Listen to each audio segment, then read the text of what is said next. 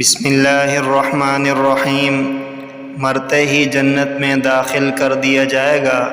سیدنا بریدہ رضی اللہ عنہ سے مروی ہے کہ رسول اللہ صلی اللہ علیہ وسلم نے فرمایا، جس شخص نے صبح یا شام کو یہ ذکر کیا، اللہم انت ربی لا الہ الا انت خلقتنی وانا عبدک وانا علی عہدک ووعدک ما استطعت اعوذ بک من شر ما صنعت ابوء بنعمتک علی وابوء بذنبی فاغفر لی انہ لا یغفر الذنوب الا انت۔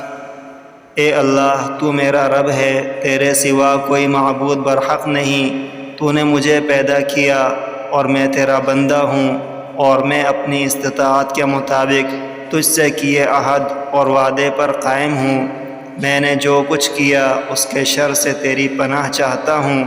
اپنے آپ پر تیری نعمت کا اقرار کرتا ہوں اور اپنے گناہ کا اعتراف کرتا ہوں، بس تو مجھے بخش دے، کیونکہ تیرے سوا کوئی گناہوں کو نہیں بخش سکتا۔